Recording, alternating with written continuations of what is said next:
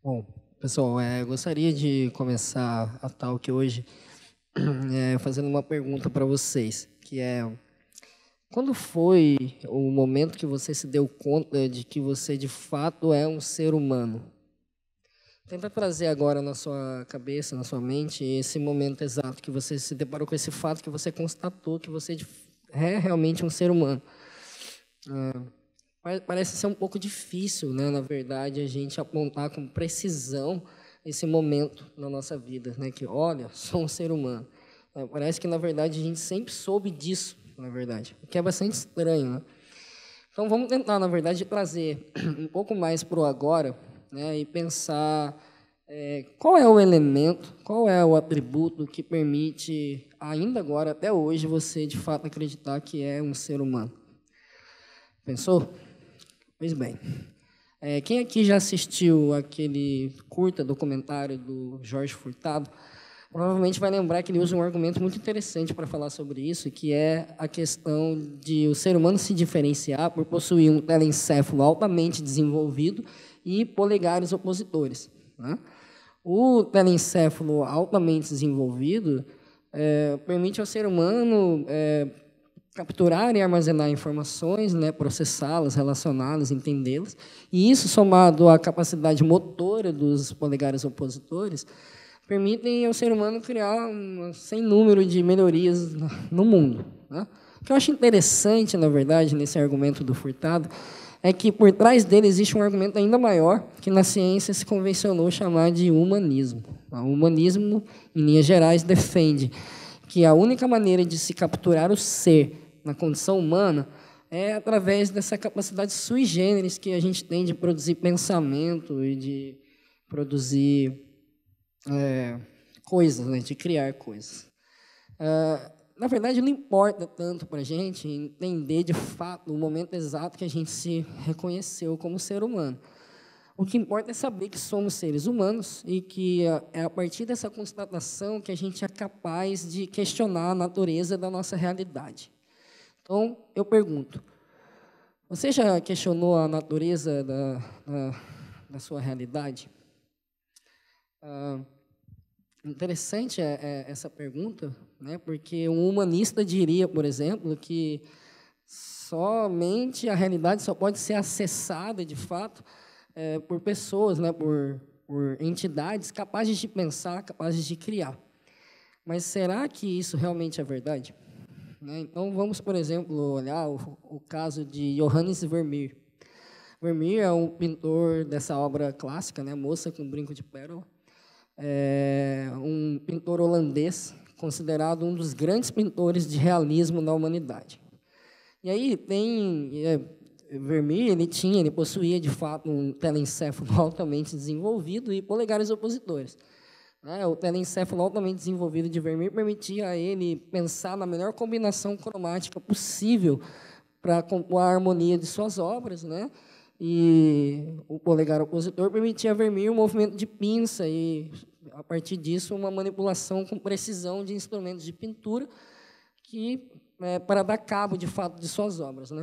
Mas tem um elemento muito interessante nessa história, que é assim a questão de como alguns estudiosos da arte apontam, né, sugerem que Vermeer usava, já naquela época, um instrumento conhecido, ali por volta de 1600, no século XVII, um instrumento chamado câmara escura. O que era a câmara escura? A câmara escura era um dispositivo rudimentar, precursor do que, alguns anos mais tarde, viria a ser chamado de câmara fotográfica, né? Então, ele era capaz de pegar uma imagem, uma cena real, e projetar essa cena numa superfície. E sugere-se, então, que Vermeer utilizava essa técnica para atingir o grau de realismo, de fato, que ele tinha ali nas suas obras, né? O interessante, na verdade, desse ponto, o intrigante, é perceber que somente o telencéfalo altamente desenvolvido de Vermeer e polegares opositores, por si só, não eram muito capazes de produzir a realidade, ou de reproduzir com perfeição a realidade. Se isso for verdade mesmo, Vermeer precisou de muitas mediações técnicas para atingir esse grau de perfeição de realismo. Esse é o meu ponto. Nós sempre precisamos de muita mediação técnica para acessar a realidade, né? Então, por exemplo, existe um sociólogo francês, Gilbert Simondon, que ele afirma que a maior causa de alienação no interior da vida social contemporânea é o fato de ignorarmos a essência da máquina, né? E, por conta disso, a consequente ausência da máquina no quadro de valores que formam a cultura. Para Simondon, assim como existe uma filogenia que explica a evolução dos seres humanos, existe também uma filogenia que explica a evolução das máquinas, a evolução maquínica. Isso faz bastante sentido, na verdade. Veja, o corpo humano evoluiu ao longo dos anos, ao longo do tempo, até chegar a esse padrão sapiens. E, da mesma maneira, a gente consegue analisar a evolução de automação das máquinas, a evolução de forma das máquinas. O que nos prova que, na verdade, nós estamos sempre numa relação de coexistência, né? Numa relação de troca. Uma relação de troca que nós podemos chamar de mediações técnicas, né? Ou de interface humano-máquina. Vamos tentar voltar um pouquinho mais no tempo para a gente poder pensar sobre isso, né? Para a gente poder pensar, na verdade, voltando naquela questão, quais são os elementos, então, que nos diferenciariam do mundo, né, ao redor, que seja exatamente a criatividade e o pensamento, né? Porque parece que o pensamento humano existe algo de privilégio, né, no ser humano que se coloca acima de todas as relações, né? Parece que existe algo de especial, conforme sugere o ideal humanista, de que o ser humano deve, de fato, se colocar no topo de todas as relações e, a partir disso, justificar todo tipo de incursão no mundo, né? Todo tipo de incursão, de melhorias, enfim. Parece que, realmente, esse é uma ideia que realmente nos governa até hoje, né? Eu tive um professor no mestrado, o professor Pimenta, e o professor Pimenta dizia uma coisa muito interessante sobre isso, que a última questão com a qual nós vamos precisar romper é exatamente com o sentido da subjetividade humana, né? Ou seja, nós vamos precisar entender que existem outras entidades ao nosso redor, articulando o mundo com a gente, e que elas não são, portanto, meros recursos para a expansão do nosso bem-estar, né, dos nossos desejos. E aí, voltando no tempo, então, eu gosto muito dessa imagem, sou apaixonado por essa cena, na verdade. Para quem já assistiu 2001, Uma Odisseia no Espaço, provavelmente vai lembrar dessa cena. E, para mim, ela é icônica, emblemática, porque ela mostra o momento que surge no mundo duas entidades distintas e complementares entre si, que é o ser humano e a máquina. Bom, muitas pessoas poderiam, né, na verdade, me dizer: Doug, mas isso não é uma máquina, né? Isso daí é um objeto, uma ferramenta, algo nesse sentido, né? Tipo, máquinas, a gente tem essa noção de que máquinas são inventadas só depois da Revolução Industrial. Isso não é tão verdade assim, né? Nós temos, na verdade, uma relação humano-máquina acontecendo desde sempre, né? Pensar num ser humano separado das relações com o mundo ao redor, desde o plano natural até o plano artificial, é tão imprudente quanto lançar um cosmonauta nu no espaço sideral, tá? Então, vejam, por que é interessante falar isso? Porque nós começamos a perceber que as máquinas, elas são tão capazes de criar o mundo quanto nós somos capazes de criar o mundo, porque nós estamos em relação desde sempre. Eu gosto muito de usar o termo maquinopoiesis para identificar exatamente essa condição de criação da máquina. Poiesis aí sendo, na verdade, o termo grego para criação.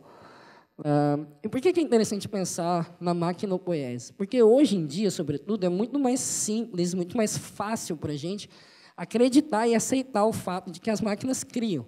Por exemplo, seu celular. Pega seu celular aí agora. Provavelmente você está com ele no seu bolso ou na sua mão. Vamos supor que você vai sair hoje aqui do evento, você vai abrir seu celular e vai pedir para o seu Google Maps te indicar a melhor rota possível até a sua casa, até a sua residência. Quando esse resultado aparecer na tela, você seria capaz de me responder quem foi que criou isso? Pensa aí. A gente poderia dizer que foi o algoritmo de busca? Poderíamos tranquilamente. A gente poderia dizer que foi, na verdade, o hardware do seu celular que é responsável por gerar esse resultado?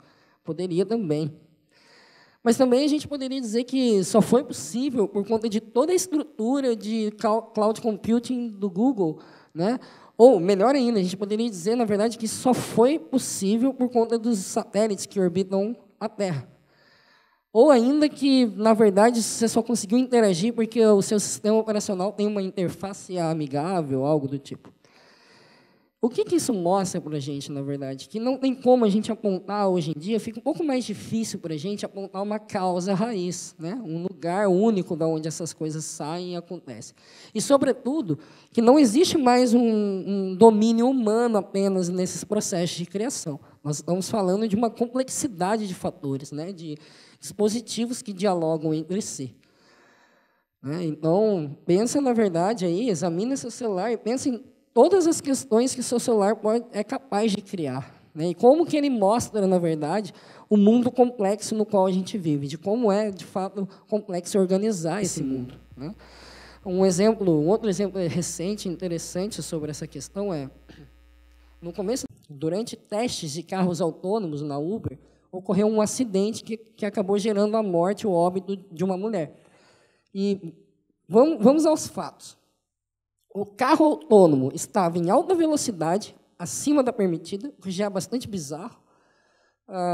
Existia, no momento do acidente, um ser humano, um motorista, ser humano, dentro do carro.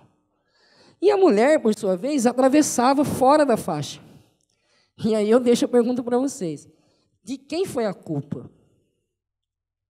É tão difícil quanto aquela primeira pergunta, né? Apontar, de fato, ali uma causa raiz, uma culpa específica. Porque, na verdade, a culpa está distribuída nessa rede de relações, né? Não dá mais para a gente analisar por uma linearidade A e B, né? E tentar apontar, assim, algum tipo de precisão, algum tipo de raiz para os problemas. A gente, na verdade, está percebendo que essa raiz ela é muito mais complexa, né? Esse arranjamento de questões é muito mais complexo. E a máquina tem, de fato, um papel preponderante na determinação de como a gente está vivendo a nossa vida e de como a gente vai passar daqui para frente a viver em sociedade, né? A gente pode, por exemplo, começar a falar de serviços, né? Serviços como, por exemplo, da startup brasileira OneSkin, que produz, na verdade, rejuvenescimento através de biodesign. Você já parou para imaginar em viver em um mundo onde você pode escolher o quão lento você quer envelhecer? Isso pode impactar bastante a vida humana, não pode? A gente pode falar, por exemplo, de assistentes virtuais, né? A gente pode falar que vão modificar a maneira como a gente se organiza para viver a vida no dia a dia. A gente pode falar de como o IoT, né? Como a questão das internet das coisas espalhada ao nosso redor pode mudar o comportamento social com o passar do tempo, né? Se a gente for falar aqui só do mercado de inteligências artificiais, a gente está falando de uma projeção de uma produção de riquezas de 36 bilhões de dólares até 2020, que é daqui a 2 anos. Né? Na América do Sul, por exemplo, nós estamos falando de aumento de 1 ponto percentual no PIB dos países até 2035. Vejam o tamanho desses mercados com os quais nós estamos lidando agora. E vejam que esses mercados, a maior parte deles não existiam há 15, 20 anos atrás. Então, o que nos mostra, na verdade, é que todo o nosso contexto social, econômico, cultural está sendo modificado pela presença direta das máquinas, dessas máquinas inteligentes na nossa vida, né? Pensa, por exemplo, no tamanho do impacto que isso pode causar na área de serviços, né? Na indústria da inteligência. Pensa em tudo aquilo que o ser humano faz, que é passível de ser automatizado ou mecanizado. Esse é o tamanho do impacto que nós vamos ter com essa nova era das máquinas digitais, das máquinas criativas, né? Isso sem entrar, por exemplo, no assunto de ciborguismo, né? Mercados emergentes que produzem dispositivos que, acoplados ao corpo humano, melhoram o corpo humano. Vejam, isso não se trata mais de uma previsão do futuro, uma tendência daquilo que a gente pode vir a viver ou não. Isso já é realidade, né? Esse é o zeitgeist, na verdade, que funda os nossos tempos. A tecnocracia é esse zeitgeist. Nós estamos vivendo cada vez mais num mundo regido pela tecnologia e nós vamos precisar nos equipar para lidar dentro dessa nova complexidade que se apresenta para a gente. Por exemplo, recentemente, também o presidente da França, Emmanuel Macron, se posicionou publicamente sobre uma estratégia para o mercado de inteligências artificiais na França. Né? Saiu uma matéria, uma entrevista com ele na Wired, e eu li, eu achei interessante, mas o que mais me intrigou, na verdade, foi a maneira como Macron se posiciona com relação aos problemas éticos que vão advir dessa nova era de máquinas inteligentes, dizendo que a Europa e a França seriam lugares mais indicados para pensar esses dilemas éticos, justificando que eles são pioneiros na questão democrática, né, no que diz respeito à democracia. E, na verdade, eu estou até hoje tentando entender se isso foi um devaneio ou uma hipocrisia da parte de Macron, porque pensar que a Europa é privilegiada de alguma maneira para pensar esses dilemas é, no mínimo, uma ignorância histórica, né? Jogar para fora todo o contexto de escravização de outros povos, de colonização de outros países, né? De até genocídios como o nazismo. Então, assim, não acho que isso, de fato, qualifique a Europa ou a França para falar de ética melhor do que outras pessoas. Ou mesmo, se a gente quiser entrar no debate democrático, da democracia, é questionar que utopia é essa a gente está escolhendo acreditar, que justifica que, de fato, a gente vive num mundo onde exista algum processo democrático. Né? É uma ilusão acreditar, eu acho. Vejam, a recente desmonte com a ciência em nível público no Brasil. Né? Nem de longe a maneira como isso foi organizado se parece com um processo democrático. Então, o que a gente começa a perceber é que o significado de conviver com essas novas máquinas inteligentes é menos sobre a interface, é menos sobre a facilidade que elas nos trazem, a comodidade que elas nos promovem, e muito mais sobre esse arranjamento político que existe por trás delas. Porque por trás delas, da maneira como elas chegam para a gente, existem intencionalidades, existem poder, existem, na verdade, o poder de conduzir, de indicar o rumo dessa sociedade tecnocrata. E, a partir do momento que isso muda o nosso modus operandi, isso exige da gente um novo equipamento ético. Um novo equipamento ético que inclua as máquinas nesse processo. O bacana disso tudo, pessoal, é que nós somos tão protagonistas quanto as máquinas na construção desse admirável mundo novo. Né?